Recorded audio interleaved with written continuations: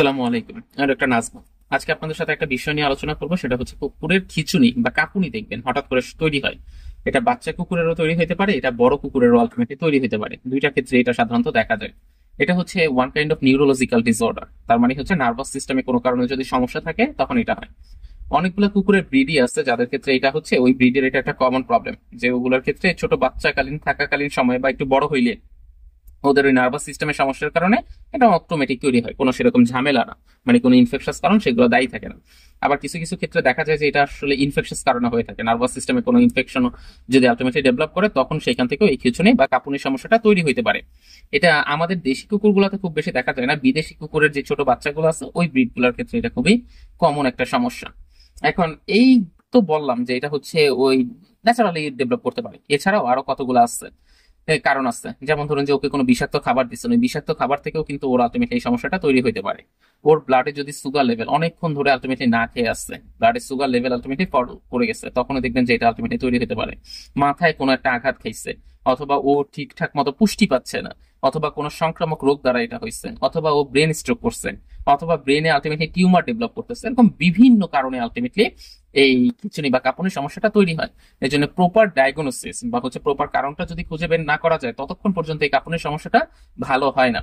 এখন এই কাঁপুনির সমস্যার সাথে আরো কিছু সমস্যা আপনি দেখতে পারবেন, যেমন হচ্ছে মুখ দিয়ে লালা ঝরতে থাকবে, মাংস পেশিটা কাঁপতে থাকবে, ও হচ্ছে মলত্যাগ করে ফেলবে, যেমন হচ্ছে মূত্র বা হচ্ছে পায়খানা, এটা অটোমেটিক ওর ইয়ারে বের হবে, এটা আলটিমেটলি সেরকম কোনো কারণ থাকবে না।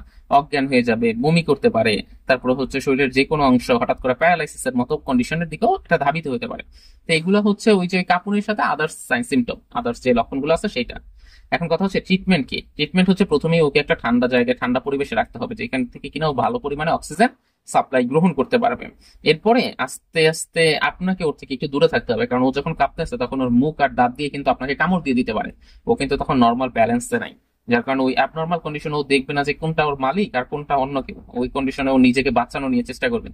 এই জন্য দেখবেন যে মুখের কাছে হাত দিবেন না বা নখের কাছে আলটিমেটলি ধরার চেষ্টা করবেন না, আঁচড় বা কামড় আলটিমেটলি দিয়ে বসতে পারে। আর এই টাইপের যে ড্রাগের মেডিসিন গুলো আছে এগুলো খুব লং টাইম ধরে আলটিমেটলি চালাইতে হয়। লং টাইম ধরে যদি না চালানো হয় তাহলে দেখা যায় যে ভালো হয় না। আবার অনেক সময় দেখা যায় লং টাইম চালানোর পরেও আর যে সুস্থ হইতেছে না। এটা হচ্ছে এমন একটা অসুখ, কারণ নিউরোলজিক্যাল ইয়া তো ওদের ক্ষেত্রে আসলে এটা অত ভালো কাজ করে না ড্রাগ গুলো। তারপরেও দেখা যায় যে আপনি অনেকদিন ধরে মেডিসিন চালাচ্ছেন, চালানোর পরে আপনার মনে হচ্ছে যে ভালো তো হচ্ছে না, আপনি বন্ধ করে দিলেন, বন্ধ করলে আবার দেখবেন যে যেই সেই নর্মালি আরো খারাপ কন্ডিশনের দিকে এটা চলে যেতে পারে। এই জন্য হঠাৎ করে আবার এই ড্রাগটা বন্ধ করাও যায় না, নিয়মিত আপনাকে সবসময় ভেটের সাথে কনসালটেন্সি গ্রহণ করতে হবে। আবার এরকম কেসও আমি পাইছি যে যতদিন আপনি ওষুধ খাইতেছেন ততদিন ভালো আছে, ওষুধ বন্ধ করছেন, এটা আবার যেই সেই হয়ে গেছে।